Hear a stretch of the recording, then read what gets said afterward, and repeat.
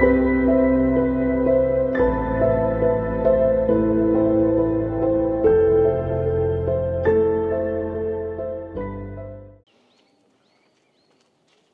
কথা বলছিলাম, বলতে গিয়ে একটা ভাবনা এলো, মানে এই দেখছি যে জিনিসটা এই জগতে আর কিছু হোক না হোক, মানে ব্রহ্ম সিদ্ধান্ত বিভিন্নভাবে কাজ করে, মায়া সিদ্ধান্ত একইভাবে কাজ করে। এটাই এই জগতের খেলা।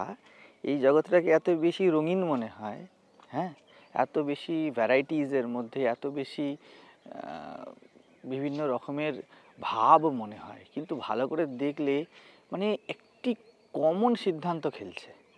এই কমন সিদ্ধান্ত বলতে কি বলবো, যে একদম পরিষ্কারে পরিষ্কার এই জগতের খেলাতে দেখো, তুমি মায়ার সিদ্ধান্তগুলো দেখো, একই রকম খেলছে, মানে এর মধ্যে কোনো ভ্যারাইটি নেই কিন্তু হিসাব মতো, যে কি বলবো, অন্য কিছু হয়ে গেল। হ্যাঁ, কেউ হয়তো এই জগতের কিছু আর্ন করে নিল, তার সাথে দাঁড় করিয়ে দিল তোমার জাগতিক বিষয়গুলোকে। আর্নও করেছি, জাগতিক বিষয়কে দাঁড় করিয়ে দিয়েছি, আর তার সাথে দাঁড়িয়ে ধ্যানও লাভ করে ফেলেছি। বলতে খুব ভালো লাগে, কিন্তু শুনতেও খুব ভালো লাগে, যে হ্যাঁ হ্যাঁ এরম হলে খুব ভালো হয়, সবার স্বপ্ন এমন হয়ে যাক। কিন্তু যেন দুটো একসাথে কখনোই যেতে চায় না। কখনো শোনা আর শব্দ শোনা, এই দুটো একসাথে কী করে যাবে? হ্যাঁ, সেই জন্য দেখছি যে ব্রহ্ম অনন্ত, তো এর সিদ্ধান্তে নানা রকম জিনিস হতে পারে। এই জন্য ভগবান লাভের নানা পথ হতে পারে, কিন্তু মায়া লাভের একটাই পথ, নিজেকে বিক্রি করো। তুমি তোমার সত্তাকে দাও, তাহলে গিয়ে মায়া লাভ হলেও হতে পারে। হ্যাঁ, কিন্তু ব্রহ্ম সিদ্ধান্ত বলে তুমি কিসে হবে? ও এতটাই মানে পরমাত্মা এতটাই ফ্লেক্সিবল সিদ্ধান্ত একটা, যে সে সবেতে চলে আসে। বলে গান করলে হবে, বলে হ্যাঁ, বলে ধ্যান করলে হবে, বলে হ্যাঁ, বলে কথা বললে হবে, বলে হ্যাঁ, হ্যাঁ, বলে বিয়ে করলে হবে, বলে হ্যাঁ, যা কিছু করো তুমি। এমন সব মহাপুরুষকে দেখে নেবে যারা প্রত্যেকে দাঁড়িয়ে মানে বিভিন্ন পথ, বিভিন্ন রকমের নেচার, বিভিন্ন প্রকৃতি, তারা এনলাইটেন্ড হয়েছে। কিন্তু এমন একজন ধনীকে দেখবে না যে ধন লাভ করার জন্য নিজেকে বিক্রি করেনি। কিন্তু বাইরে থেকে দেখলে মনে হয় দেখো কত রকম অপরচুনিটিস, কিন্তু একটাই অপরচুনিটিস, তোমার সত্তাকে বিক্রি করতে হবে। এই জগৎ যারা সত্তা বিক্রি করেনি তাদেরকে কিচ্ছু দেয়নি। আর মানে ভগবান যেন দাঁড়ে দাঁড়ে ঘুরেছেন বারবার। ভগবান দাঁড়ে দাঁড়ে ঘুরে বলছেন আমি আছি, আমি যে কোনো অবস্থায় তোমার সাথে রাজি। কিন্তু মায়া কোনো অবস্থাতে রাজি নয়। মায়ার পরিষ্কার পরিষ্কার সিদ্ধান্ত যে তোমাকে কোনো না কোনোভাবে আমার সামনে আসতে হবে এবং তোমার পুরো এক্সিস্টেন্সকে আমার রঙে রাঙাতে হবে, ঠিক আছে? কিন্তু এখন আমরা ভগবান লাভকে এমনভাবে ধরি যে এটা আলটিমেট কিছু বিন্দু, কিন্তু প্রত্যেক বিন্দুতে ব্রহ্ম সিদ্ধান্ত কিভাবে কাজ করছে। হ্যাঁ, মাকে প্রণাম করলে তুমি মায়ের ছেলে হয়ে গেলে, ঠিক আছে? আর যেই তুমি মায়ের ছেলে হয়ে গেলে, সঙ্গে সঙ্গে তুমি মায়ের ফুল আনন্দ যে উঠছে, ধরো তুমি বিজয়াতে গেছো, গিয়ে তোমার মা বাবাকে প্রণাম করেছো, সহজাত আনন্দ, ব্রহ্মরাজি, ব্রহ্ম চলে এলো সঙ্গে সঙ্গে। বলে তুমি মা বাবা বসে আছে, ছেলে আছে, মা বাবার ছেলের যোগ হয়ে গেল, দুটো বৈপরীত্য মিলে গেল, এক্ষুনি তোমাকে আনন্দ দিয়ে দেবো। মায়া তোমাকে এইভাবে ধন দেবে না, মায়া তোমাকে এইভাবে প্রতিপত্তি দেবে না, প্রতিভার নাম দেবে না। তুমি গায়ক খুব ভালো, ঠিক আছে, তাহলে গায়ক আর গান, ঠিক আছে, মিলে গেল, যেই মিলে গেল ব্রহ্ম সিদ্ধান্ত তোমাকে আনন্দ দিয়ে দিল। ব্রহ্মরাজি তোমার জন্য সবসময়, মায়া রাজি নয় কিছুতেই। এবার এই ব্যক্তি যদি টাকা রোজগার করতে চায়, তাকে পুরো মায়ার কাছে আসতে হবে। মায়া বলবে আমার সিদ্ধান্ত মানো। ব্রহ্ম বলছে না, গান করলেও আমি আছি। ব্রহ্ম বলবে তুমি ইঞ্জিনিয়ার, তো আমার কোনো অসুবিধা নেই, তুমি একটা ভালো, এই যে বিল্ডিং হচ্ছে, তুমি খুব ইঞ্জিনিয়ারিং সেন্স দিয়ে বিল্ডিং বানাও, আমি তোমার সাথে আছি, সঙ্গে সঙ্গে আনন্দ চলে আসবে স্বভাবে। মায়া কিছুতেই যেন দিতে চায় না, ওর হাত বড় টান। সে আমি তো দেখছি কাজ করতে করতে, যাই করো না কেন মায়ার সিদ্ধান্ত এই তোমাকে বহির্মুখ করে ছাড়বে। ব্রহ্ম মায়ার সাথে বড় রাজি, যে চলো তুমি যে কোনো প্রকারে আমার কাছে চলে এসো, যে যথা মাং প্রপদ্যন্তে, যে যেভাবে চাইবে পেয়ে যাবে। মায়া বলছে একদম না, আমাকে যদি পেতে হয় তাহলে তোমাকে তোমার ছায়ার গোলাম হতে হবে। মায়া গোলাম বানিয়ে ছাড়বে। এই এত রকমের ব্যবস্থাপনা করতে গিয়ে আমি একটাই গন্ধ শুধুমাত্র দেখতে পাচ্ছি, যে ওর কাজই হলো কোনো না কোনোভাবে ভটকে দেওয়া। না মানে ভটকানো বলবো না, ও মায়া বড় রিজিড, ও বড় নিজের সিদ্ধান্তে দাঁড়িয়ে আছে। তুমি কোনো না কোনোভাবে আমার হয়ে যাও, আমি তোমাকে দেব, ঠিক আছে। ব্রহ্ম সেই একই কথা বলছে, কিন্তু ব্রহ্ম বলে যেন রাজি বস্তু, ও ছোটো ছোটোতে চলে আসে। মায়ের সন্তানকে দুধ খাইয়ে ব্রহ্মসুখ, হ্যাঁ, গর্ভধারণ করে ব্রহ্মসুখ, ভাত খেলে ব্রহ্মসুখ। মায়া তোমায় সুখ দেবে? মায়া বড় কৃপণ, ও দিতে চায় না কিছুতেই। তো মানুষ এই জন্যই তো এই জগৎ এত ভিখারিদের জগৎ কোনো না কোনোভাবে, যে মায়া তো ভিখারি বানিয়ে ছেড়ে দেয় না, ও কিছু দিতে গেলে পুরো তোমাকে নিয়ে নেয়। হ্যাঁ, আর ব্রহ্ম ঠিক তার বিপরীত, কোনো না কোনোভাবে তুমি কিছু দিলেই ও তোমার হয়ে যায়। তুমি দাও, কিছু দাও, গাছের তলায় বসো, তোমাকে শান্তি দিয়ে দেবে। কোনো তুমি গরমকাল আসছে, এখন গাছের তলায় গিয়ে বসো, তুমি সেই শান্তি পেয়ে যাবে। আর কিছু এবার ওইখানে বসেই তুমি শুধু ভাবো যে আমার টাকা নেই। ওটা তো বলছি, কিছু দেওয়ার কিছু নেই। ও যদি নিজের ছন্দে থাকে অটোমেটিক সব ঠিক থাকে। ও যে গাছের তলায় বসলো বলছেন, ওই গাছের তলাতে বসার যে কারণ, ওটা যদি সব ঠিকঠাক থাকে অটোমেটিক ও শান্তিতেই থাকবে। সেই গাছের তলাতেই বসুক আর ফ্যানের হাওয়াতেই বসুক। ওই যে কারণ বলছো না, এই কারণই তো মায়া। যেই তুমি অকারণে কারণ দেবে, ওখান থেকে মায়া তৈরি হবে। হ্যাঁ, আমি কেন শান্তি লাভ করতে বসেছি, দেখো ভালো করে দেখো, কোনো শর্ত নেই শান্তি লাভ করার। এমনকি সারা পৃথিবীতে শান্তি লাভ করার যে একমাত্র কোনো শর্ত নেই, যে কোনো ব্যক্তি শান্ত হয়ে যেতে পারে। এই জন্য এনলাইটেনমেন্ট বা ব্রহ্মজ্ঞানে কোনো ভেদাভেদ থাকতেই পারে না, যে এর হবে এর হবে না। আমি তো আমার এই কথাও উইথড্র করছি। আমি কখনো বলেছিলাম, আমি কালকে ভাবছিলাম যে ব্রহ্ম কীরকম, যে এনলাইটেনমেন্ট এক বিন্দুতে কী করে হবে, বোঝো। এনলাইটেনমেন্ট এমন বস্তু যেটা একটা বিন্দুতে কী করে হবে, স্লোলি এনলাইটেনমেন্ট হচ্ছে, ঠিক আছে। আমি কালকে সন্ধ্যাবেলায় বসে ভাবলাম যে কেন হবে না, এনলাইটেনমেন্টের শর্ততেও কেন এটা থাকবে যে কারোর এক ঝটকায় হবে না, কেন কারোর গাছের তলায় বসে হবে না, তার মানে তো বন্ধন, শর্ত আরোপ হলো। আর ব্রহ্মের তো কোনো শর্ত নেই, যেন তেন প্রকারেণ, ঠিক আছে। মায়ার শর্ত আছে, ঠিক আছে। এই চাদরটাই যে আমার শীত মেটাতে পারবে, মায়ার বড় শর্ত আছে, সুতির কাপড় মেটাবে না। ব্রহ্মের এমন কোনো শর্ত নেই। Anyway you can become comfortable, comfortability ব্রহ্ম। তো এই যদিও মায়ার ব্রহ্ম সিদ্ধান্ত জীবনে ওতপ্রোতভাবে জড়িত, চলতে থাকে, কিন্তু আমি মানে ব্রহ্মের মধ্যে এক মাদারলি নেচার দেখতে পাই। আর মানুষের ভুল এটাই যে মানুষ আপনার আনকমফোর্টেবিলিটির ভেতর দিয়ে কমফোর্টেবল হতে চায়, যার জন্য এত ঝামেলা। ও ভাবে যে এইটা করতে হবে কিন্তু শান্তিটাও পেতে হবে, এরকম ব্যাপারটা, মানে এইটার মধ্য দিয়ে শান্তিটা পাবো। যখনই কিছু করে ওইটা ঢুকে যায় মাথায়, ওর জন্য ওইটাই তো মায়ার সিদ্ধান্ত, সারফেস সিদ্ধান্ত। তো হ্যাঁ, এটার মধ্যে দিয়ে পাবো, এটা দেখো রিজিট কেমন, হ্যাঁ। আর যেন তেন প্রকারেণ পাবো, দেখো কেমন মাদারলি। কোনোভাবেই আমি পেলেই হলো, ব্রহ্ম এমন। ওই কৃষ্ণ যখন বলে গীতাতে যে তুমি যে কোনোভাবে আমাকে পেতে পারো, তো ঠিক সেরকমভাবেই যে আমি এই ঢপের মাথায় যত আশ্রম আছে এইসব চালাতে গিয়ে দেখছি মায়ার সিদ্ধান্ত এক, বহির্মুখ করে ছেড়ে দেয়। সে স্টোর মেনটেন হোক, ক্যামেরা মেনটেন হোক, সে ভলেন্টিয়ার্স মেনটেন হোক, এই সিদ্ধান্তগুলো দেখো সব একই রকম। সেই একই রকমভাবে তোমাকে হ্যান্ডেল করতে হবে। তুমি প্রেম দিয়ে হ্যান্ডেল করতে দাও, এই জগতে তুমি বিশেষ কিছু করতে পারবে না। মায়ার জগতে প্রেম সিদ্ধান্ত নয় তো, এখানে ডিপ্লোম্যাটিক্যাল সিদ্ধান্ত। তুমি ডিপ্লোম্যাট হয়ে যাও ভালো। তুমি দেখো না, খুব শার্পলি চলতে শুরু করতে হবে তোমাকে, তোমাকে লোকের মন পড়তে হবে, হ্যান করতে হবে। তুমি আলিঙ্গন করতে যাও, হবে না। হ্যাঁ, তুমি যদি ওয়ার্কারকে আলিঙ্গন করতে যাও, মায়ার সিদ্ধান্ত কাজ করছে এখানে, তাহলে এবার তুমি সাফার করবে। হ্যাঁ, তুমি একটা সৎ মানুষকে তুমি যদি এই মায়ার সিদ্ধান্তে বলে যে না, এ তো সৎ, একে রাজার আসনে বসাতে হবে, তুমি আমার মায়ার সিদ্ধান্ত ভায়োলেশন করছো, মায়া নড়বে না, আবার গোলমাল করবে। এই জন্য তো শ্রীরামকৃষ্ণ স্বামীজিকে বললেন, দেখ তুই আমার মাকে মানিস না, তুই মায়ার সিদ্ধান্তকে মানিস না। একবার যদি কেউ এই মায়ার সিদ্ধান্তটা বুঝে যায়, কিন্তু আমি যেন কোথাও ফিল করি যে একটা সৎ, এই জন্যই আজ পর্যন্ত এত চেষ্টা করেও ওই যে মানে কি বলি, দুটোকে এক প্ল্যাটফর্মে দাঁড় করানো যায়নি। কৃষ্ণের মতো কেউ কেউ খেলেছে, কিন্তু পরিণাম সাম্য, পরিণাম ঠিক আছে গান্ধারীর অভিশাপ।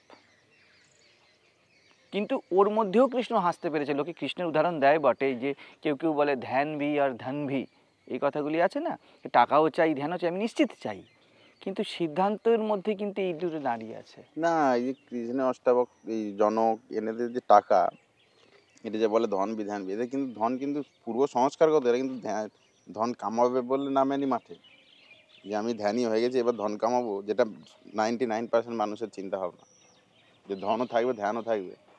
কৃষ্ণ তো যদুবংশীয় রাজা, যদুবংশ কি কৃষ্ণ থেকে স্টার্ট নাকি? ও তো অনেক আগে থেকে স্টার্ট।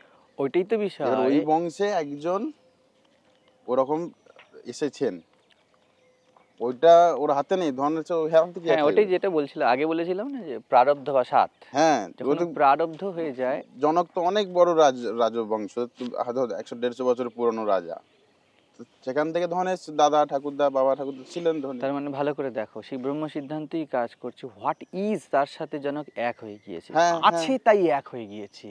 আমি রোজগার করার চেষ্টা করিনি, আমি এই জগতের বাজারে এই যদি মায়া সিদ্ধান্ত বলি না, তাহলে আর্ন করতে চেষ্টা বা কিছু নিতে চেষ্টা, পেতে চেষ্টা, ঠিক আছে, এটা মায়া সিদ্ধান্ত। You have to satisfy certain rules and regulation. কোনো চেষ্টাতেই কিছু হবে না, এটা হচ্ছে আপনার মানে চেষ্টা হচ্ছে, ঠাকুর ভালো কথা বলেছিল, চেষ্টা হচ্ছে নোঙর ফেলে দাঁত টানা। কিন্তু মজার কথা, চেষ্টা না করলেও হবে না। হ্যাঁ, যাত্রা যখন করতে হবে, মায়ার যখন যাত্রা করতে হবে না, তো রুলস মানতে হবে তখন, এটা ঠিক কথা। কিন্তু মূল বা মুখ্য বিষয় যে, কিন্তু এইখানে একটা খুব ভালো জিনিস, এই যে চেষ্টার কথা বলছে, এইখানে কিন্তু গুরুর একটা খুব ভাইটাল ভূমিকা আছে। হ্যাঁ, ব্যক্তি যদি ছটফট করে, গুরু কিন্তু বলে দেয় যে তোর নোংরটা পড়া আছে, ও দাঁত টানা নিয়ে কিছু ইস্যু বলে না। তারপরেও দেখো ব্যক্তিকে, প্রথমত ব্যক্তি, গুরু তো ব্রহ্ম সিদ্ধান্ত, সত্তা বলবে কি, কালকে ওদের সাথে আলোচনা করছিলাম, সত্তা বলবে আমার গুরু, স্ট্যাম্প মারলাম আমি। সত্তা কোথাও যেন হোয়াট ইজ, কারণ সেই আশ্রমে এসছে, সেই গুরুর কাছে এসেছে, কোনো গুরু তার কাছে যায়নি, না, ঠিক আছে। তো ব্যক্তি সিদ্ধান্ত বলছে যা আছে তার সাথে আমি এক, সেই আবার ব্রহ্ম সিদ্ধান্ত মাদারলি। ভালো করে দেখো, যে শিষ্য গুরু সিলেক্ট করছে, সে মা সিলেক্ট করছে। দ্বিতীয়, যদি বলো যে গুরুও ব্রহ্ম সিদ্ধান্ত, ঠিক আছে। এই যে গুরু হেল্প করতে পারে, শিষ্য গুরুকে গুরু বলেছে বলে গুরু হেল্প করতে পারছে। গুরুও যেন কোথাও নিজের মতো দাঁড়িয়ে গিয়েছে। গুরু যদি চলতে শুরু করে যে আমাকে শিষ্যের উদ্ধার করতে হবে, এমন শিষ্যের খুব একটা উদ্ধার হয়নি।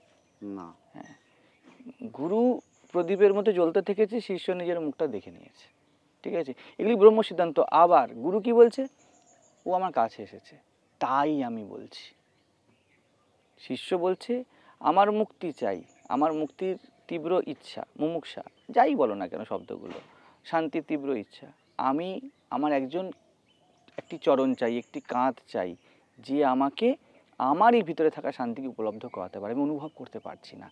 এগেইন সেই ব্রহ্ম সিদ্ধান্ত, ঠিক আছে।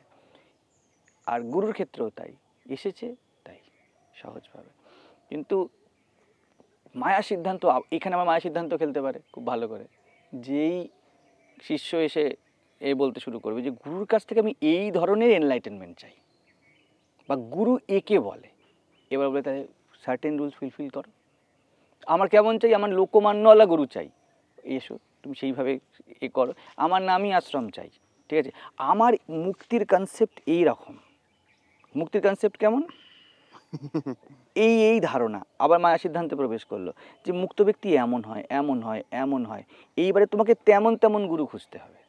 হ্যাঁ, ওটা মানে কি বলবো, ব্যক্তিগতকরণ হয়ে যাচ্ছে গুরুকে। হ্যাঁ, ওই জন্য ব্রহ্ম এতটাই সহজ আর এতটাই মুক্ত, বিরাট সিদ্ধান্তটা, যে তোমাকে মানে সবকে আলিঙ্গন করতে হবে। আর মায়া এতটাই রিজিড, তোমাকে স্পেসিফিক হতেই হবে।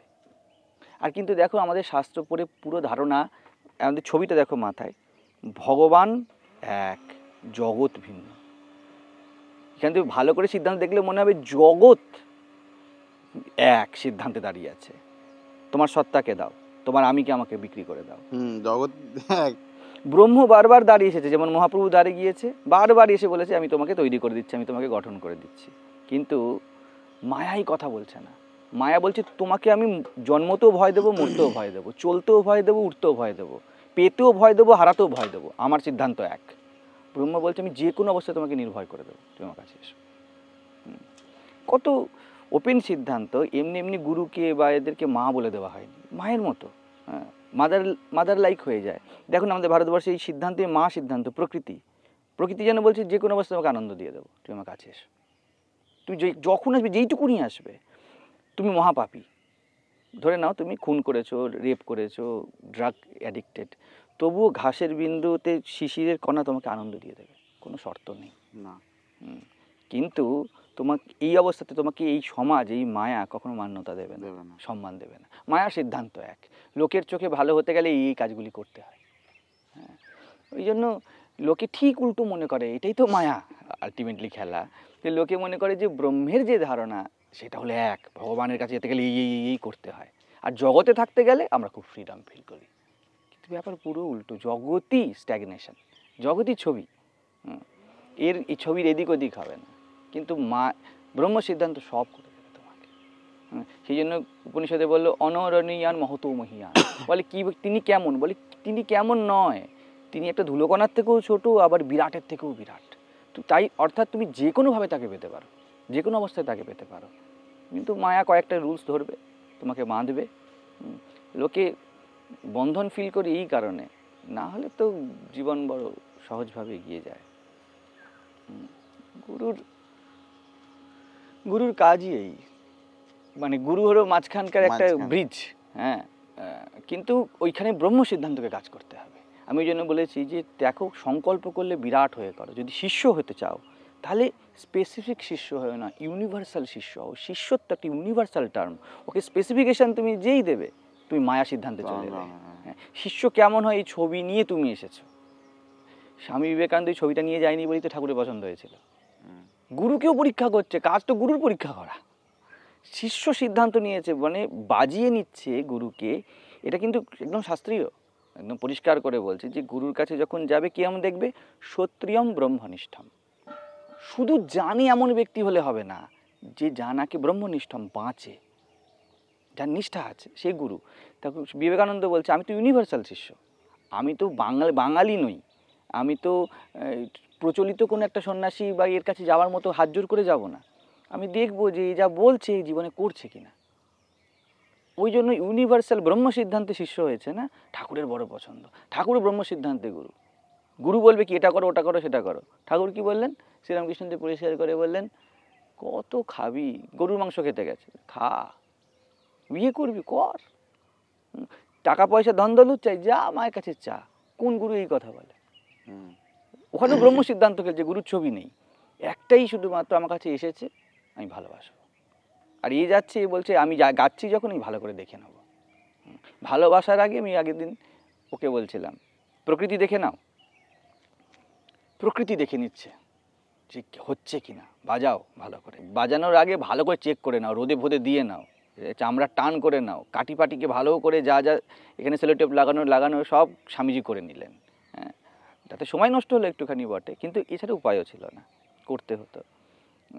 আর ঠাকুরও তেমন বললেন পরিষ্কার করে যে দেখো শিষ্যের উপর শ্রদ্ধা কি, অমন শিষ্য বলেই শ্রদ্ধা।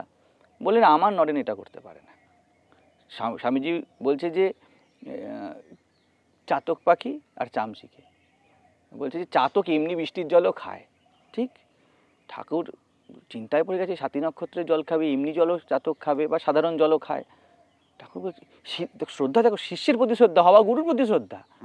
শিষ্য গুরুকে বাজাচ্ছে আর গুরু শিষ্যের প্রতি শ্রদ্ধা রেখেছে। খেলাই উল্টো পুরো, কিচ্ছু ঠিক নেই এখানে কোনো।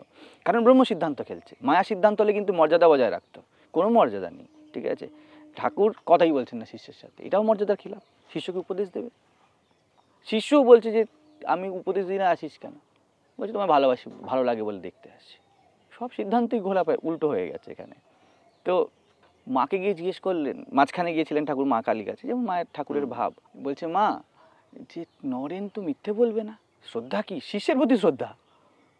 ব্রহ্ম সিদ্ধান্ত তো শিষ্য মানে সৎ, শিষ্য অসৎ হয় না। এই নরেন্দ্রনাথ নয়, একদম ব্রহ্ম সিদ্ধান্ত। এই জন্যই তো ঠাকুর আর স্বামীজির এত সুন্দর প্যাচাপ হলো, দুজন ব্রহ্ম সিদ্ধান্তে মিলেছে। ওই জন্য আমি জিজ্ঞেস করি কি পেতে এসো সেখানে, কিছু যদি ছবি চাই ও আরো ছবি মাপবে তো, কারণ মায়া সিদ্ধান্তে তো এই ছবির বদলে ওই ছবি, এত চাল দাও এত টাকা দাও, এই বিষয়। তো স্বামীজিকে জিজ্ঞেস করছে যে, মাকে গিয়ে জিজ্ঞেস করছে যে মা নরেন তো মিথ্যে বলবে না? মা কালিও বললে বা অন্তঃকরণ থেকে বলা হলো যে নরেন এখনো ইম্যাচিওর, এখনো ছেলে মানুষ, ওর কথা ধরিস না। কিন্তু নরেন মিথ্যাবাদী নয়। দেখো কার কার প্রতি শ্রদ্ধা হয়ে যাচ্ছে। হ্যাঁ, এমন হয়েছিল বলেই স্বামীজির পুরো জীবনটা দিয়ে দিতে পেরেছিলেন। তো তারপর যখন চামচিকি উড়ে গেল তখন ঠাকুর হাসছেন বসে, মানে কতটা রিল্যাক্স, যে দেখো বিরাট সিদ্ধান্তকে ধরে নিয়েছিল। শিষ্য এসছে মানে শিষ্য এসেছে, নরেন আসেনি। আর গেছি তো রামকৃষ্ণ কোনো পাগল বামুন এইসব তো শুনে গিয়েছি, কিন্তু বাজাচ্ছি পরীক্ষা করছি মানে আমি শোনা কথায় বিশ্বাস করিনি, বাজিয়ে দেখবো। এটা শিষ্যের গুণ, ঠিক আছে? আর গুরুর গুণ শিষ্যের উপর শ্রদ্ধা রাখা। উল্টো হয়ে গেছে খেলা, শিষ্য শ্রদ্ধা রাখবে আর গুরু পরীক্ষা করবে, কিন্তু গুরুকে শিষ্য পরীক্ষা করছে, ঠিক আছে? আর গুরু এখানে শ্রদ্ধা রাখছে, কারণ ব্রহ্ম সিদ্ধান্তে এনিথিং ক্যান বি পসিবল। ওখানে এমন নিয়ম নেই যে এমনই হতে হবে। হ্যাঁ, ওই জন্য তো বলি না, আমি তোমাদের কথা বলতে গিয়ে তো অনেকবার বলেছি, সব হতে পারে। স্বামী স্ত্রী তার যৌন সঙ্গমে দাঁড়িয়েও সেই পরম অনুভূতিকে পেতে পারে, যেটাকে সব থেকে বেশি পরকীয়াতে হতে পারে। এই জন্য তো রাধাকৃষ্ণ প্রেম পরকীয়া বললো, শুধু স্বামী স্ত্রী নয়, অন্য স্ত্রী ভাবটা রাখার জন্য, কারণ বৈপরীত্য আকর্ষণ করে। হ্যাঁ, যে আমরা ইন্ডিভিজুয়াল বলি বিরাট আকর্ষণ করে, কিন্তু আমরা সংকল্প কখন করতে যাই, সংকল্প আমরা করি ছোট হয়েই, এই জন্য সংকল্পে জোর থাকে না। আমাদের মধ্যে ন্যাচারালি মায়া সিদ্ধান্তে একটা স্ট্যাগনেশন আছে, ঠিক আছে? এই স্ট্যাগনেশন স্বাভাবিকভাবে প্রবাহের দিকে ধাবিত হবে। ওই জন্যই উচিত সবসময় যে এই ভ্রান্তিগুলো কেটে গেলে সব থেকে ভালো, যে এই জগতের অনেক কিছু দেখার আছে, অনেক কিছু পাওয়ার আছে। এই জগতে কি কয়েকটা জিনিস মাত্র পাওয়ার আছে, দুশ্চিন্তা, ভয়, ঠিক আছে? আর কি, শেষ হয়ে যাওয়া, বিচ্ছেদ। এই জগতের সিদ্ধান্তের বাইরে কিচ্ছু নেই। এই যে সরস্বতী মূর্তি, এত কিছু হয়ে গেল, এবার বিচ্ছেদ, এর মায়া সিদ্ধান্ত তো, ঠিক আছে? কিন্তু যখন বলে পূজারী তৃষ্ঠ দেবী মেয়ের হৃদি, ব্রহ্ম সিদ্ধান্ত, বিচ্ছেদ হয়নি, এই জন্যই বছর বছর পূজা হয়। কিন্তু মায়া সিদ্ধান্তে দেখুন কান্নাকাটি হবে, কেউ মরে গেলে কেমন হয়, কান্নাকাটি তো হয়। জগৎ তুমি যত রকমই চেষ্টা করো কাঁদাবে, কারণ জগতের সিদ্ধান্তই কয়েকটা মাত্র। আর আনন্দ হওয়ার কোনো শর্ত নেই, দুঃখের কয়েকটা বাঁধা ধরা শর্ত আছে, আনন্দিত হওয়ার কি শর্ত আছে? যে কোনো অবস্থায় তুমি আনন্দিত হতে পারো, কিন্তু লোকে মনে করে বিপরীত। এটাই মায়া, যে আনন্দের স্পেসিফিক শর্ত আছে, আর দুঃখের কোনো শর্ত নেই। দুঃখের শর্ত আছে, আনন্দের কোনো শর্ত নেই। এই দুটো ছোট গাছ দেখো, মা ছেলের মতো মনে হচ্ছে পাশাপাশি, তুমি এতে আনন্দিত হতে পারো দেখে, আনন্দের কোনো শর্ত নেই। কিন্তু এটা দেখে তুমি দুঃখী হতে পারবে না। মায়া সিদ্ধান্ত আসবে, এসে বলে তুলনা করাবে, বলে দুটো গাছ যদি একই রকম হতো তাহলে আমি জগতে এই সৌন্দর্যটা পেতে পারতাম। নাও ইউ ডিফাইনিং বিউটি কাকে বলে, এখানে গোলমাল। নাহলে একে নার্চার করতে কোনো অসুবিধা নেই, বাবা তুই বাড়, ছোট গাছটা বাড়বে, বড় গাছটাও বাড়বে। নিজেদের পরিবার সব কিছুকে যদি কেউ, যাক যে যেখানে আছে সেটাকে যদি ব্রহ্ম সিদ্ধান্তে ধরে না, যে কোনো জিনিসে আনন্দ হতে পারে, যে কোনো জিনিসে। কিন্তু মুশকিল হয়ে যায়, আমাদের খুব ডিপ রুট বিলিভ যে মায়া সিদ্ধান্তে আনন্দ হয়। তুমি যত আনন্দ পেয়েছো সবই বিরাটেরই আনন্দ কোনো না কোনোভাবে। এবং ভালো করে দেখো, বিরাট কোনো শর্ত রাখেনি। তুমি সেক্সে আনন্দ পাবে, তুমি জপে আনন্দ পাবে, তুমি নাম স্মরণে আনন্দ পাবে, তুমি ঘুরতে আনন্দ পাবে, তুমি খেয়ে আনন্দ পাবে, হ্যাঁ, তুমি সবেতে আনন্দ পাবে, সচ্চিত আনন্দ। যে কোনো জায়গাতে তুমি যদি একটু দাঁড়িয়ে যাও পরিষ্কারভাবে, চেতনভাবে দাঁড়িয়ে যাও, আনন্দ একদম করায়ত্ত। কিন্তু মায়ার এরম ব্যাপার নয়। মায়া বলবে আমার সার্টেন রুলস আছে। তুমি আশ্রম করেছো তো কি, তুমি বিজনেস করছো, তুমি জব করছো তো কি, সার্টেন রুলস আছে। ম্যানিপুলেট করো, জগৎকে বোঝাও, তোমাকে নিজেকে উঁচুভাবে বসাও, তোমার প্রোডাক্টটা কত ইফেক্টিভ সেটা দেখাও। সে তোমার প্রোডাক্ট ধর্মই হোক আর তোমার প্রোডাক্ট একটা ফেস ক্রিমই হোক, যে কোনো জিনিস হোক, তোমার এই মোবাইলই হোক সিদ্ধান্ত, আর তোমার টবই হোক, তোমাকে জগৎকে বোঝাতে হবে যে তুমি কত এফেক্টিভ, হাউ ইউ আর। লোকে মনে করে দেখো আমি কত বড় হলাম, তুমি বিক্রি হলে। তুমি এখন পুরো ইন্ডালজ যে হু আর ইউ একে ডিফাইন করতে, হোয়েন ইউ নিড নট। ব্রহ্ম বলছে আমি তোমাকে একদম ডিফাইন করবো না, তুমি যেমন তেমন হও, চোর হও, ভদ্রলোক হও, সাধু হও, বারবার এই কথাগুলি বলেছে শাস্ত্রে। মায়া বলছে আমি তোমাকে সব সময় ডিফাইন করব, তুমি নিজের ডেফিনেশন খোঁজো। কত বিরাট একটা ফ্রিডম মানুষ যদি একটু বুঝতে পারে যে জগৎকে ব্রহ্ম সিদ্ধান্তে দেখো। কারণ এই জগৎ স্বরূপত ব্রহ্ম, খুঁজছে ব্রহ্মকে কিন্তু করছে স্পেসিফিক। এইটাই তো কারণ, মানে আমাদের মনের এমনি জন্মানো থেকেই টেন্ডেন্সি এটা দিয়ে দেওয়া হয় যে জগৎ, ওই যে বললাম জগতের থেকে ব্রহ্ম লাভ, এরকম একটা ভাব থাকে, ফলে ব্যাপারটা গোলমাল হয়ে যায়। আর এই যে যারা মহাপুরুষরা এক এক সময় খুব স্পষ্ট কথা বলেছে যে তুমি ব্রহ্ম, এবার জগৎকে দেখো, এখানে ব্যক্তি মজা পাবে, ওখানে ওর ব্যক্তিত্বও মজাই থাকবে, ওর যে ব্যক্তিত্ব সেটাও ঠিক দিকে চলবে। কিন্তু যদি বলে তুমি এরকম, এবার তোমাকে হতে হবে ওই ব্যাপারটা, তখন ব্যাপারটা কষ্টসাধ্য হবে। ওই তো সব হতে হওয়ার তো শর্ত আছে। তোমাকে যদি ফর্সা হতে হয় এই ক্রিমটা মাখতে হবে, তোমাকে যদি ইঞ্জিনিয়ার হতে হয় এই ওই বই পড়তে হবে। মায়ার একদম শর্ত সাপেক্ষ, এই মুক্তি তো পুরো নিঃশর্ত হবে না। আমি সেটাই ভাবছিলাম আগের দিনকে, কেন এনলাইটেনমেন্টে নানাভাবে হতে পারবে না, কেন আমার সিদ্ধান্তে আমার মনে হবে প্রত্যেক মুহূর্তে এনলাইটেনমেন্ট হতেই পারে, যে কাউকে এক্ষুনি ক্লিক করে গেল সে এনলাইটেনড হলো, সেম এনলাইটেনমেন্ট এটাও হতে পারে। কেন হতে পারে না? হতে পারে কি হতে পারে না, এটা তো মায়ার কথা। সব হতে পারে, এত ব্রহ্মের কথা। কেউ যদি আজকে আমাকে জিজ্ঞেস করে এসে যে বুদ্ধের কি বোধি লাভ গাছতলায় বসে হয়েছিল, আমি বলবো হ্যাঁ হয়েছিল। এই জন্য দেখা যায় মহাপুরুষের যতই এগায় জীবনে হয়তো একটা সর্ব স্বীকার করতে শুরু করে, সব সম্ভব। বলে কেন ভূত প্রেত হতে পারে? নাহলে হতে পারে, আমি কি করবো জেনে? আমার সেই বক্তব্য। আমি লোকে বলে আপনার পুনর্জন্ম বিষয়ে মতামত বদলেছে, ভূত বিষয়ে মতামত বদলেছে, বুঝলি? ভূত থাকতে পারে, এটা হলো আমার ভাব। আমার ভাব নিয়ে নিস না, তুই বুঝে নিস যে সব হতে পারে। কিন্তু প্রশ্ন হলো আমি কি করব তাতে? যদি সব হতে পারে তাহলে খুব আনন্দের কথা। তাহলে ভূতের সাথে আমি কমফোর্টেবল থাকতে পারি, এটাও তো হতে পারে। হ্যাঁ, 100% ভূত ব্রহ্ম, সর্বভূতে ব্রহ্ম আছে, তাহলে ওতে কেন থাকবে না? যদি প্রেতাত্মা বলে কিছু থাকেও, ঠিক আছে, সে তো আমার থেকে আলাদা নয়, এটা হলো সর্বস্বীকার। ঠিক আছে থাক, যদি এটা এলিমেন্ট হয়, যেমন তোর সামনে পাম ট্রিটা আছে, তুই আছে খুব ভালো জিনিস, আপত্তি কি? যখনই শর্ত দিবি এটা কেমন হওয়া উচিত, ভূত কেমন, ভগবান কেমন, এইবার মায়া সিদ্ধান্ত। কথা বলছিস ভগবানের, সব শব্দ ভগবানের, কিন্তু মায়ার কথা হচ্ছে। ভগবানের কথা থেকে ভগবান চলে গেছে। এই জন্যই তো অষ্টাবক্র বলে কেন এর অনাধ্যাত্মিক কথা বলবে না, এইসব বিচার ফিচার অনাধ্যাত্মিক কথা বলবে না। যেখানে ডিভাইড হবে সেখানে শর্ত আরোপ হবে, এটা দিন এটা রাত, দেন হোয়াট? যখন তুই বলবি এটা দিন এটা রাত, ওকে, আর তো কোনো সিদ্ধান্ত নেই, ব্রহ্ম সিদ্ধান্ত হয়ে গেল। আচ্ছা এটা ভূত এটা মানুষ, ওকে ভাই তুমি দুটো খাও, প্রবলেম কি আছে? আমাকে এখানে বলেছিল যে বাড়িতে ভূত আছে, আমি বলি আমি অনেকদিন থেকে খুঁজছি, কথাবার্তা হয়নি কারোর সাথে, দেখা যাক। তো এই হলো বিষয়।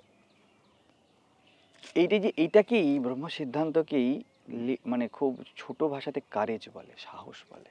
একটা শিষ্যের সাহস লাগে, এই কারণে লাগে, কারণ হতে পারে। আমি বলি না যে এক্সপেরিমেন্টাল মোড চাই জীবনে, এইটাই দেখিনি না কি আছে, পুরো সিদ্ধান্তে পৌঁছায়নি কিন্তু দেখতে না নেই, অর্থাৎ ব্রহ্ম সিদ্ধান্ত অ্যাক্টিভেট হচ্ছে। সুখ আসুক দুঃখ আসুক দেখি না, ব্রহ্ম সিদ্ধান্ত অ্যাক্টিভেট হচ্ছে। সব থেকে মজার কথা, কালকে রাত্রে যখন বলছিলেন,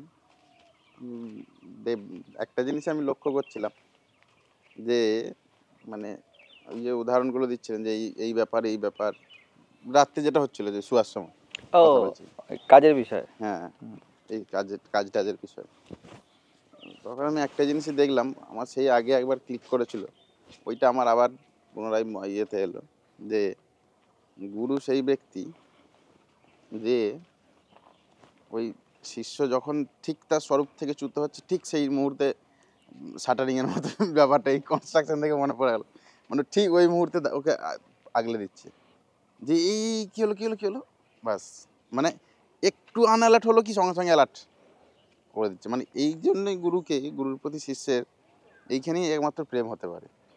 শিষ্যের প্রতিও গুরু শ্রদ্ধা বলছিলাম না এক্ষুনি, ওইখানেই যেখানে শিষ্য শুনতে শিখেছে, যেখানে শিষ্য নিজের বিরাট হওয়ার পথকে নিজে আটকে দেয়নি। যখনই দেখো, যুক্তি অন্য জিনিস, বিচার অন্য জিনিস, আর তর্ক অন্য জিনিস। তর্ক বড় নিরস হয়, তর্ক তোমাকে শক্ত করে, ঠিক আছে? তর্ক ব্যক্তিত্বের সংস্কার থেকে তর্ক হয়, সংস্কার না থাকলে তর্ক হওয়ার কোনো প্রশ্নই নেই। একদম একদম, তর্ক নয়, যদি বিচার করা হয়। দেখো না, এই তর্কর শব্দটাকে যদি সরিয়ে দিই, ধরো গুরু কিছু বলছে বা কেউ কিছু বলছে, শুধু গুরু কেন, সব তত্ত্ব গুরু তত্ত্ব, কেউ কিছু বলছে, ওখানে যদি দাঁড়িয়ে যাওয়া হয়, ওই তর্কই কিন্তু বাদ, ওই তর্কই কিন্তু সত্য আবিষ্কারের চেষ্টা। দাঁড়াও, এই জন্য কবির বলেন যে আঙ্গান কুটি ছাওয়ায় নিন্দুক নিয়ারে রাখি। এখানে নিন্দা করছে তা নয়, যে হয়তো তোমার বিপক্ষে কিছু বলছে, ওইখানে তুমি যদি, ওইখানেও যদি তুমি শিষ্য হয়ে যাও, সত্যের অনুসন্ধানকারী হয়ে যাও, না এখানে আমার বিপক্ষে কেউ কিছু বলতেই পারে না। এখানে যে স্ট্যান্ড পয়েন্ট আমার, যেটা মনে প্রতি মুহূর্তে যেটা থাকে, সেটা হচ্ছে আমারই সংস্কারের এগেনস্টে আমি কথা বলছি। আমি যখনই, আপনি ধরুন কিছু একটা বললেন যে এই রডটা এখান থেকে সরিয়ে দাও, আমার সংস্কার বলছে না এখানে রডটা থাকলে ভালো। এবার এখানে আপনি এখানে গৌণ, এখানে আমি আমার সংস্কারের সাথে যদি কিছু করে থাকি সেটা করছি, যে এই ব্যাপারটা বুঝলাম ঠিক কিন্তু করতে পারছি না, এটা আমারই সংস্কার। হ্যাঁ, ওটাই তো, প্রত্যেকেরই সংস্কার। গুরুর মধ্যে শুধু একটাই জিনিস আছে, গুরু শব্দ তো দেয়, কিন্তু শব্দকে নিজের অর্থ দেয় না। হ্যাঁ হ্যাঁ, আর শিষ্য এখনো অতটা পাকেনি যে শব্দের ভিতরের অর্থটুকুকে নিয়ে নিতে পারে। ওই জন্যই শিষ্যের জন্য দাঁড়িয়ে যাওয়া, যে একটু দাঁড়াও। ওই জন্য বলে জানোই আর মানো, তুমি জেনে গেলে তুমি আর শব্দকে অর্থ দেবে না, তোমার শব্দ মৌন হয়ে যাবে। হ্যাঁ, একটা এক শুধু শব্দে কি থাকতে পারে? জানো ইয়া মানে প্রতি জীবনের প্রতিক্ষণেই আছে। শব্দের মধ্যে থাকতে পারে কল্যাণ কামনা, সবার সবার, শুধু কোনো গুরুর নয়। শব্দের মধ্যে শুধু একটা প্রেম থাকতে পারে। কেন শব্দ প্রয়োগ হলো? তোমার ভাবো, শব্দ কি জিনিস? মনের ভাব তার শব্দের আকার নিল, যেন সৃজন হলো। তাহলে সৃজন তো প্রেম থেকেই হয়। তো শব্দ তোমার প্রেম, তো গুরু শিষ্যের প্রতি বা যে কোনো ব্যক্তি তার প্রতি যদি সে সজাগ হয়, প্রেমের একটা শব্দ প্রয়োগ হবে। কিন্তু ওই শব্দই কিন্তু নিজের এগেইনস্টে চলে যেতে পারে। শব্দের মধ্যে দুই ক্ষমতাই আছে। সৃজন ধ্বংস খুব কাছাকাছি চলে। হ্যাঁ, মায়ের যখন গর্ভে সৃজন হয়, তো মায়ের হিসাব মতো তারুণ্য ধ্বংস হলো। সৃজনই ধ্বংস, ধ্বংস বলে আলাদা স্পেসিফিক কিছু টার্ম নেই। একদমই তাই। কেননা ও যখন যেই মুহূর্তে সৃজন করতে লাগবে অটোমেটিক ধ্বংস হবে। যখনই মূর্তিকার যখনই ছেনিটা নিয়ে হাতে ধরবে, অটোমেটিক পাথরের ধ্বংস হবে। কিন্তু ও কিন্তু পাথর ধ্বংস করছে বলে ধ্বংস করছে না, ও চাইছে একটা মূর্তি নির্মাণ করতে। হ্যাঁ, ও শব্দের সৃজনশীল মধ্যে, ব্যক্তি। শব্দের মধ্যেই দুটোই আছে, শব্দের মধ্যে দুটোই আছে। গুরু যে যে সৃজনকে দেখছে, হ্যাঁ, আর শিষ্য সে যে দাঁড়িয়ে যাবে, দাঁড়াও, আমি এই ধ্বংসের মধ্যে থাকা সৃজনকে দেখি। কারণ যখনই গুরু বা যে কোনো জিনিস জগতে আমাদের সামনে চ্যালেঞ্জ এনে দাঁড় করায় না, গুরু তো একদম সত্তার সামনে চ্যালেঞ্জ দাঁড় করায়, যে তুমি শক্ত হও, নাহলে তোমার আর তো তোমার কিছু পাওয়ার নেই। গুরু তোমাকে তোমার সাথে দাঁড় করিয়ে দেয়, হ্যাঁ, মোটা বাংলায় যদি কথা বলা হয়। তো যখনই ওরকম আসে আমরা ডিফেন্সিভ হয়ে যাই। কিন্তু ওর মধ্যেই জীবনের সার লুকিয়ে আছে।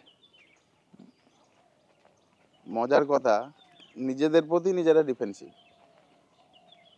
গুরু এসেছিল হেল্প করতে, সে বেটা গুরু কি শত্রু ভাববে। সে বলবে যে তুমি কেন আমাকে আমার দিকে কেন আঙুলটা দেখাচ্ছ, মানে বলতে চাইছে তুমি তোমাকে দেখো, এইটা বলতে যে গুরু শত্রু হয়ে যাবে। ওই সেদিনে বললেন জগতে দুটো যে সত্য বলা আর প্রেম করা, সেরকম ব্যাপারটা। হ্যাঁ, এবার গুরু সত্য কথা বলছে তুই শুধু তোমাকে দেখো। শুধু এরকম ভাবেই সে যে এ করবে তা না, কিচ্ছু বলতে হবে না, বলে দাও আমার গুরু, হয়ে গেল শত্রুতা করা। শুধু বলে দাও আমার গুরু, গুরু বলবে আমি তোকে নিজের কাছে বসাতে এলাম আর তুই আমার গুরু করে ফেললি। মানে যেই চামচ তোকে খিদে নিবারণের জন্য দেওয়া, ওই চামচটাই তুই খেয়ে ফেললি, ওর উপযোগিতা বুঝলি না। বেশিরভাগ মানুষের সম্প্রদায়িকভাবেই তো তৈরি হয়। ওই জায়গা থেকে দাঁড়িয়ে কিছুই না, একটু সহজভাবে যদি একটুখানি দাঁড়িয়ে দেখে নেওয়া হয়, দাঁড়িয়ে থাকা অনেক বড় সমাধান, অনেক বড় সমাধান। দাঁড়িয়ে থাকা কি এই এই- এই বলে পুরুষ আকার, দাঁড়িয়ে এইসব যে থাকাই term পুরুষাকার, গুলো, দাঁড়িয়ে হ্যাঁ থাকাই সাক্ষিত্ব। হ্যাঁ পুরুষাকার যতক্ষণ না সাক্ষিত্বে রূপান্তরিত হচ্ছে, যতক্ষণ না হুম। আবেগ বিবেক থেকে রূপান্তরিত হচ্ছে, ততক্ষণ পর্যন্তই জগৎ থেকে দূরে থাকা। তাহলে এই জগৎ ব্রহ্ম, তুমি আনন্দ কোথায় পাবে আলাদা? আলাদা কোন সিঁড়ি পাবে? ছাদ আর সিঁড়ি একই জিনিস। তুমি তো আলাদা কোনো জায়গায় যেতে পারবে না।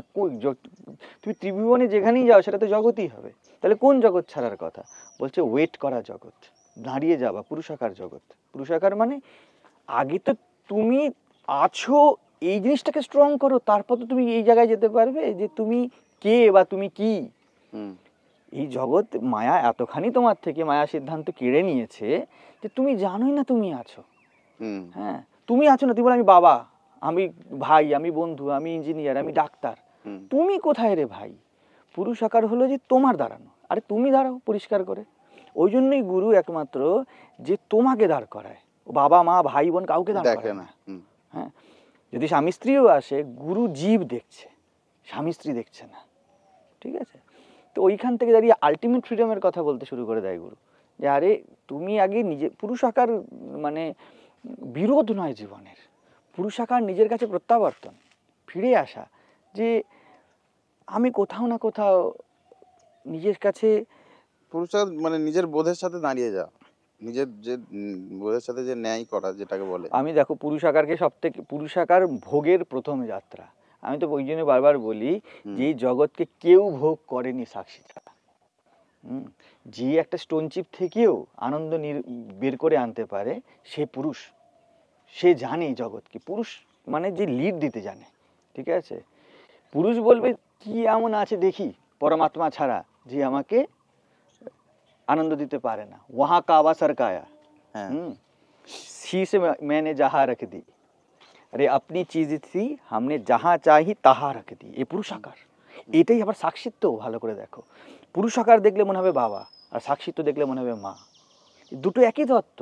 উপরে আবরণ যেমন আমাদের বাইরের পিতা প্রোটেক্ট করে, পুরুষাকার সাধককে প্রোটেক্ট করে, আর ভিতর থেকে মাতৃত্ব সাক্ষিত্ব সাধককে নার্চার করে, ওকে গঠন করে। ঠিক আছে? ওই পুরুষাকার সাক্ষিত্ব আলাদা না, এই একে অপরকে রেখেছে। তো ওই জন্য গুরু প্রথমে বলে পুরুষ আকার, বলে আগে পুরুষ হয়ে যাও। First step.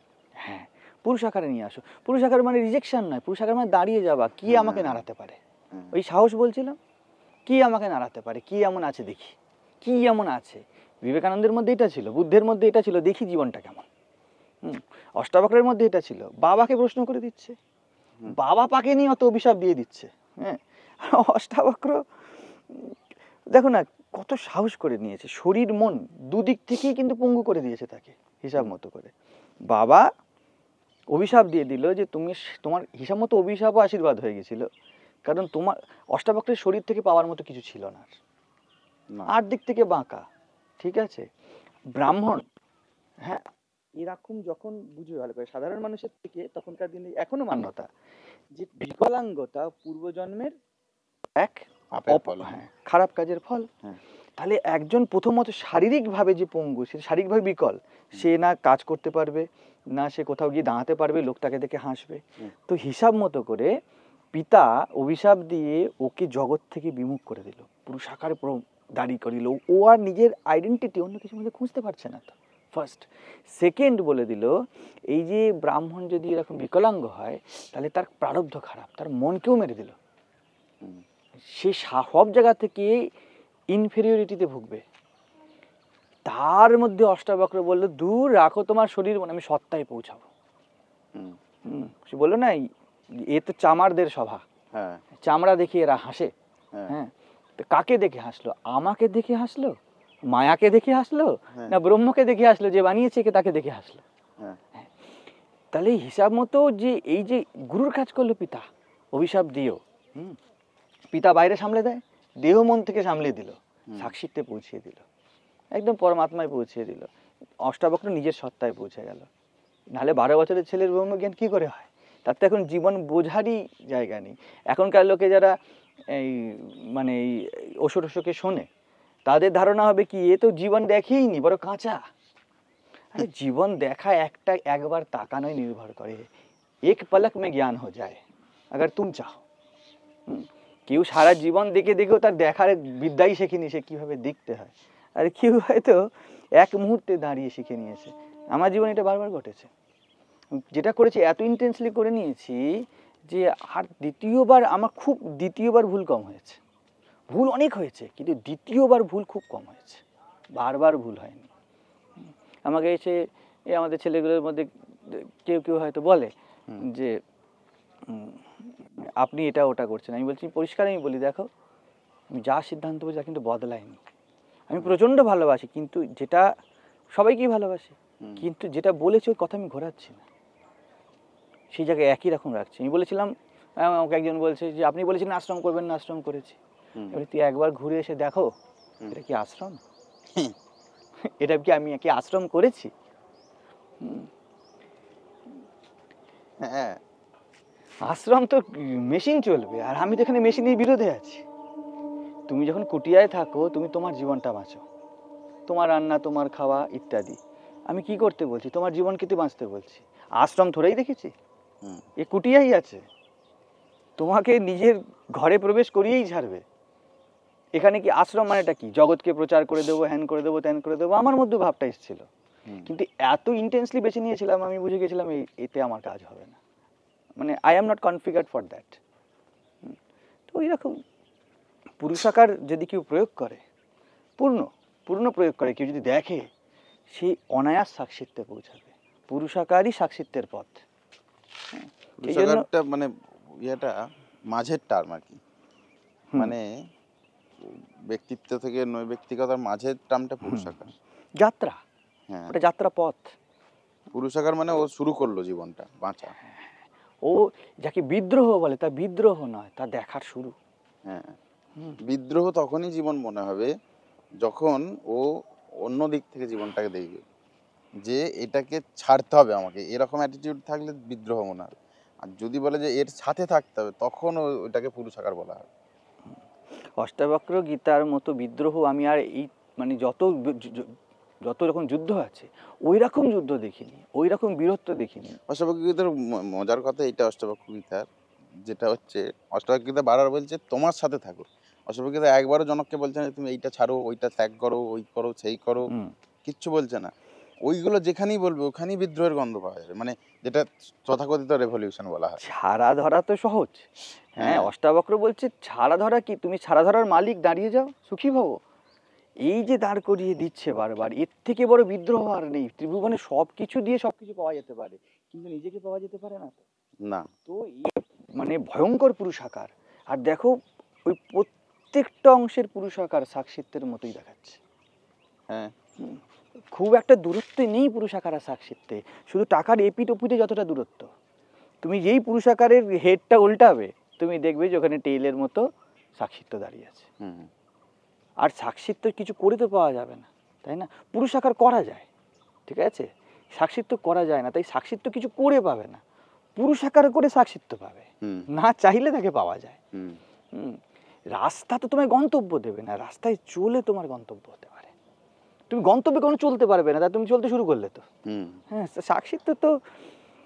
সাক্ষিত্ব মহারাজের কাজ। পুরুষাকার রাজা হলে সাক্ষিত্ব মহারাজ। সাক্ষিত্ব বলবে আচ্ছা এটা হচ্ছে, বাহ বাহ বলতে সাক্ষী পারে।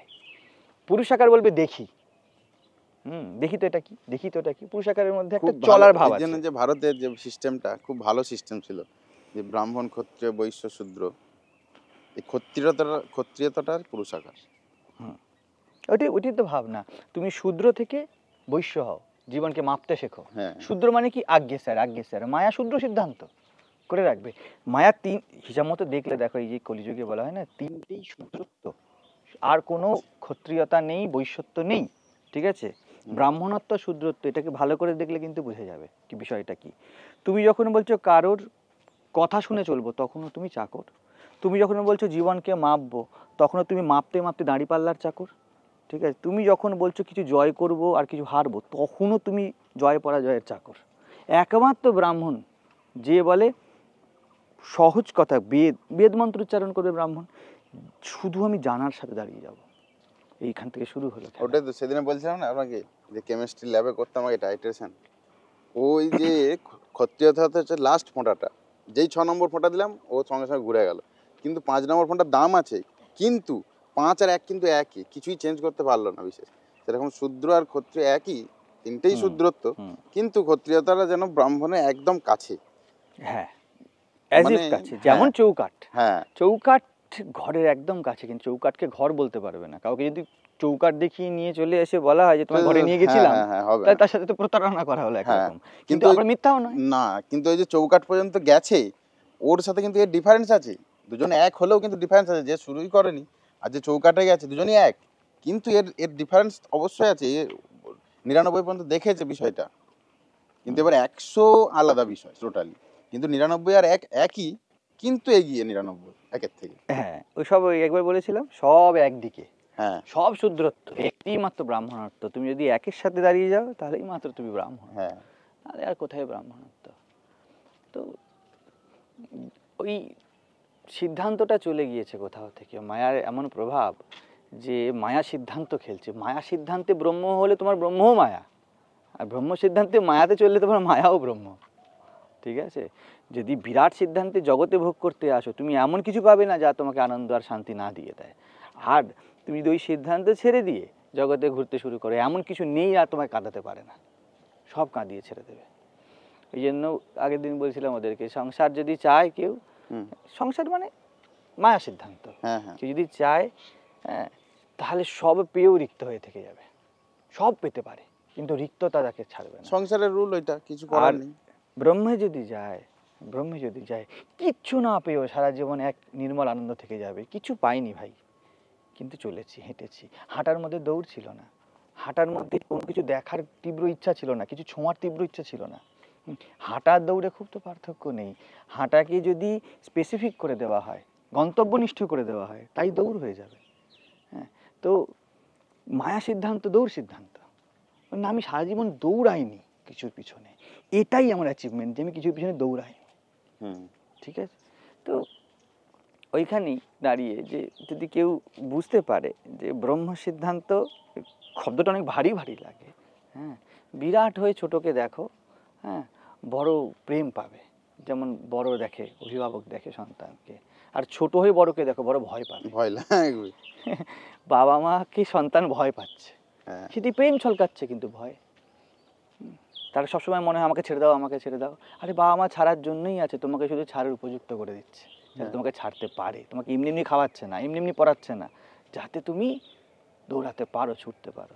ব্রহ্ম বারবার চাইছে তোমাকে বিরাট করে দিতে, কিন্তু ওই সেই বাবা মার সন্তান আর গুরুর মতো, গুরু শিষ্যের মতো একই বিষয়, যে ব্যক্তি নিজের শেল থেকে বেরোতে চায় না। আলটিমেটলি সব এসে নিজেতে সমাহিত হবে। হুম, এই যে আমরা যে এত কথা বললাম, এই কথাগুলো তার কানেই যাবে যে, মানে কি বলবো, যে নিজের সাথে আছে। না হলে এই কথা কিচ্ছু বুঝতে পারবে না, ওই ভাববে চারটে কথা যেমন হয় সেরকম নর্মাল কথার মতো ভাববে, হুম। মানে কিছু তার মাথায় ঢুকবে না বিষয়টা। ওইটাই তো, দেখো, মানে যখন তুমি কোনোভাবে যেটা শোনার সেটা না শোনো, যেটা শোনার সেটা তুমি শুনলে না, হ্যাঁ, যেই সঙ্গতি করার সেটা তুমি করলে না, নাহলে অজ্ঞান এক্সিস্ট করতেই পারবে না। সূর্য উঠেছে, তুমি তাকালে না, এ কি অজ্ঞান বলে? হ্যাঁ, ওই জন্য যারই মনে হতে শুরু করবে না এই একই জিনিস চলছে, হ্যাঁ, সে কোনো না কোনোভাবে কি সে সৎসঙ্গে যাবে না? তো সৎসঙ্গে কেন এত ঘুম পায়, কেন এত কাজ বনে পড়ে যায়? মায়া সিদ্ধান্ত বড় ভয় পায়, এই দেখো একে আমির কাছে পৌঁছে দেবে, ঘুড়ি লক্ষ্যে দুটো একটা কেটে যাবে। এখন তো কত সুবিধা, এই দেখো আমাদের এইখানে হয়তো ক্যামেরা চলছে, জানতে পারছে, শুনতে পাচ্ছে, এটা তো ছিল না। আগেকার দিনে এই এই যে সহজতাটা পেয়ে গিয়েছে, অনেক সহজে পেয়ে গিয়েছে। আমাকে তো কেঁদে কেঁদে ঘুরে ঘুরে ভাবতে হয়েছে, হ্যাঁ, তখন তো বইয়ের ভিত্তিতে চলতে হয়েছে।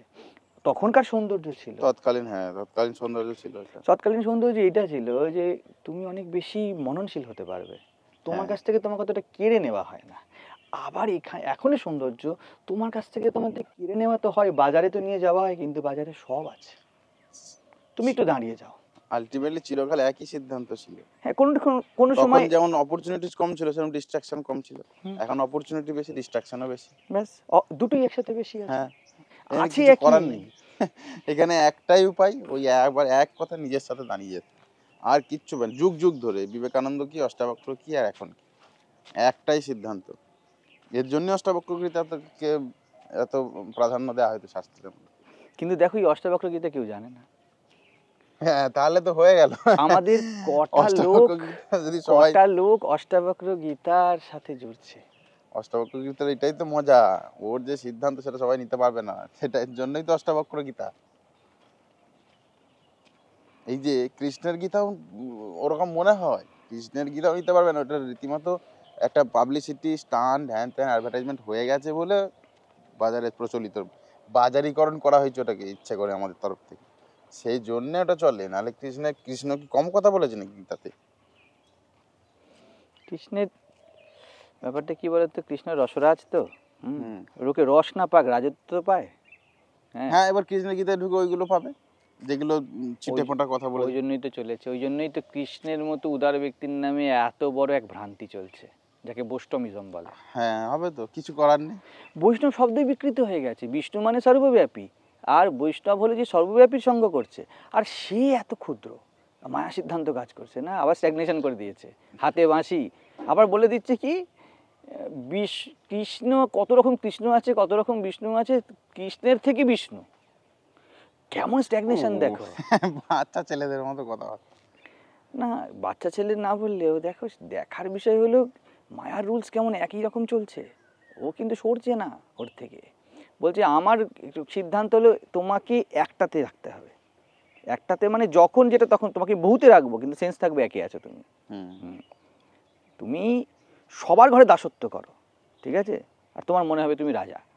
যেই ঘরেই ঢুকছো সেই ঘরে গিয়ে তুমি নেতা দিচ্ছ, ঝাঁট দিচ্ছ। ও ভাবছে যে আমি তো রাজা, দেখো আমি এই ঘরে থেকে ওই ঘরে যাচ্ছি, আমি এই ঘরে ঝাঁট দিয়েছি, ওই ঘরে ঝাঁট দিয়েছি, আমি প্রধানমন্ত্রীর ঘরে ঝাঁট দিয়েছি, মুখ্যমন্ত্রীর ঘরে ঝাঁট দিয়েছি। ভুলে গেছে যে আমি ঝাঁট দিয়েছি।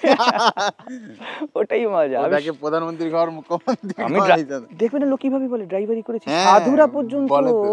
সাধুরা পর্যন্ত তাদের মানে এখানে ইনি এসেছিলেন, এখানে ইনি এসেছিলেন, এই যে আইআইটি বাবা। আরে তুমি চারিদিকে দাসত্ব করছো আর তুমি মনে করছো তুমি রাজত্ব করছো, এটাই তো মায়ার কাজ। তো কোনোভাবে দাঁড় করিয়ে দিয়েছে এই সিদ্ধান্তগুলোকে। তো মজাদার জিনিস এটা দেখার মতো, যে যখনই মায়া সিদ্ধান্ত কাজ করতে শুরু করে জীবনে, কিছু না পেয়ে রাজা মনে হবে, আর ব্রহ্ম সিদ্ধান্তে মানে সব পেয়েও কিছু নেই মনে হবে। কোনো অসুবিধা নেই, কোনো অসুবিধা নেই ব্রহ্ম। মায়াতে অসুবিধাই অসুবিধা, প্রজেক্টই প্রজেক্ট, এরপরে এটা, এরপর এটা, ওইটাই কালকে বলছিলাম, এর কোনো অন্ত নেই। তুমি কোন দিক সামলাবে এর? তোমাকে এই দিককার ভিখারি করে রাখবে, বলবে তুমি রাজা, তুমি স্টোর কিপার, তুমি সেক্রেটারি, তুমি ট্রেজারার, তুমি তো রাজা, তুমি তো রাজা, হিসাব মতো কছে চাকরামি। মায়া এসি ডাকিনি গেই কলেজা কাট। হ্যাঁ, কলেজা কাট মানে তোমার হৃদয় তোমার থেকে নিয়ে নিয়েছে, কোনোভাবে তোমার ভিতরের সব বের করে নিয়েছে।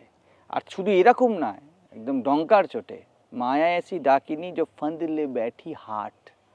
হাটে বসে, সবাই জানে ফাঁসির দড়ি কি কাজে লাগে, মানুষকে মারতে, কিন্তু হাটে বসে বিক্রি করবে, এত দিনের আলোয় বসে বিক্রি করবে। হাট বলছে কেন? দিনের আলো, রাতের কোনো লুকোনো চুরির ব্যাপার নেই।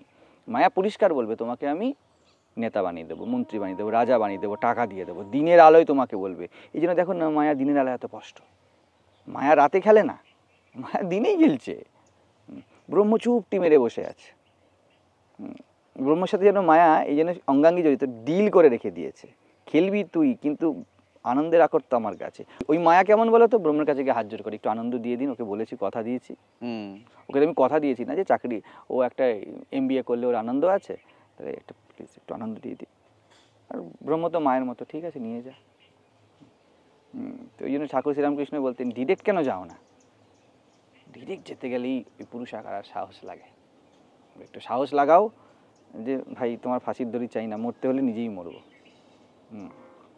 আমি অনেক দিন আগে বলেছিলাম যে বাঁচার একটাই সিদ্ধান্ত, মরা তো যেভাবে ইচ্ছা যায়। জলে ডুবে মরো, গলায় দড়ি দিয়ে মরো, হ্যাঁ, দুশ্চিন্তায় মরে যাও, মারামারি করে মরে যাও, ঝগড়ায় মরে যাও, হাইপার টেনশন ধীরে ধীরে খেয়ে নিক তোমাকে, হাজার সিদ্ধান্ত মরার, বাঁচার একটাই সিদ্ধান্ত, খুশ হয়ে যাও না, সুখী ভো। এই মজার আজ এই যে কথাগুলো হলো, এই শেষের দিকে কিন্তু কথাটা ঘুরে গেল, যে না বুঝতে পারবে সে হ্যাঁ। গুবলেট হয়ে যাবে। হ্যাঁ। এইমাত্র বললো দুরকম ব্রহ্ম। কথা বলছে, হ্যাঁ। দুরকম কথা হ্যাঁ। বলছে। হ্যাঁ। আরে ভাই, তুমি আর তোমার ছায়ায় খুব সামান্য পার্থক্য, হ্যাঁ। আর ওটাই সব থেকে বড় পার্থক্য। ছায়া তোমার পিছনে চলে, তুমি ছায়ার পিছনে নাও। ছায়ার পিছনে চলাকে পাগল বলে, আর যার পিছনে ছায়া চলে তার চলাকে গন্তব্য নিষ্ঠা বলে। চলো। আর সেই চলছে যে ছায়া দিকে তাকায়ও না, যে ছায়ার দিকে তাকায় সেও মূর্খ। হুম। সে দেখছে আমার ছায়া আছে কিনা, সে ততদিক মূর্খ। এই জন্য বলে, যে বলছে আমি জীব সেও মূর্খ, যে বলছে আমি ব্রহ্ম সেও সেও মূর্খ। মূর্খ। হে জনক, তুমি মৌন হয়ে যাও, তুমি মৌন হয়ে যাও, মৌনতাই সব।